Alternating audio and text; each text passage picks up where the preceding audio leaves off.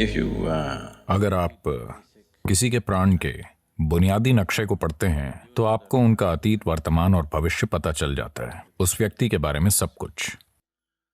क्योंकि एक तरह से आपका जीवन बस आपकी ऊर्जाओं की एक अभिव्यक्ति है कि वो किस तरह काम करती है। तो यौगिक प्रणाली के साथ हम अपनी ऊर्जाओं के काम करने के तरीके को बदलने की कोशिश कर रहे हैं।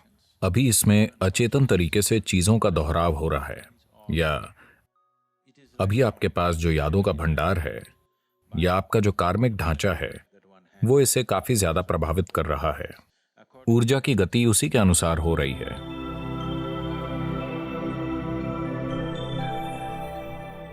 अब अगर हम इसे देखें, भूल जाइए कि ये किसका चित्र है, ठीक है? ये एक ऊर्जा एक्सरे की तरह है, तुरंत काम में लेने के लिए। हम एक कहीं ज्यादा विस्तृत चित्र बना सकते हैं, लेकिन उसमें कहीं ज्यादा भागीदारी की जरूरत होगी। ये तुरंत काम में लेने के लिए है। तो अब अगर आप इस चित्र को देखें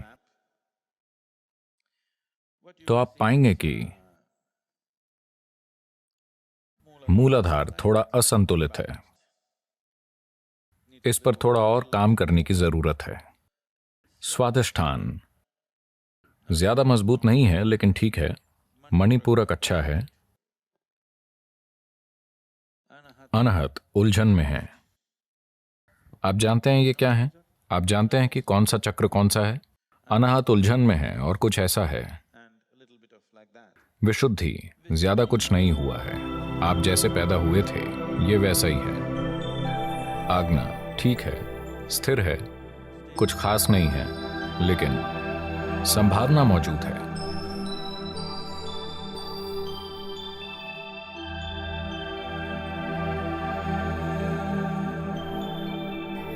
मेरे ख्याल से भावनाओं के एक लगातार बन रहे पैटर्न के कारण तंत्र थोड़ा तिरछा हो गया है, जिसे ठीक किया जाना चाहिए।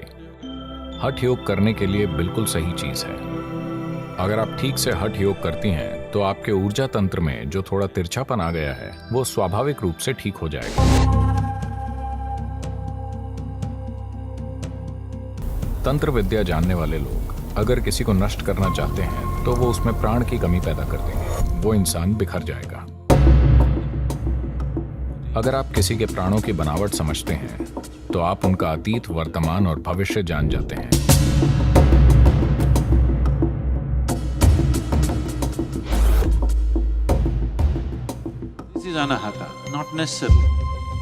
अनाहत का यहां होना जरूरी नहीं है। आप अनाहत को अपने हाथ में लाएं और बस किसी को छू लें, उनमें प्रेम का विस्फोट हो जाएगा। अगर किसी को अपने विशुद्धि चक्र पर कुछ महारत हासिल है तो उसका पूरा आभा मंडल नीला हो जाएगा। यह ऐसी आभा है जिसकी मदद से आप दुनिया में ऐसे काम कर सकते हैं कि दूसरे आपको महामानव समझते हैं। इसीलिए शिव ऐसे दिखते हैं। तंत्र की कुछ प्रणालियां हैं। विशेष रूप से मध्य एशिया में जिप्सियों के कुछ समूह थे। 2.5 से 3 घंटे में वो एक सेब का बीज लगाकर फल से भरपूर पेड़ उगा देते थे। कुंडलिनी ऐसा आयाम है, इसमें तब तक दखल नहीं देनी चाहिए जब तक कि आप वाकई काबिल ना हो।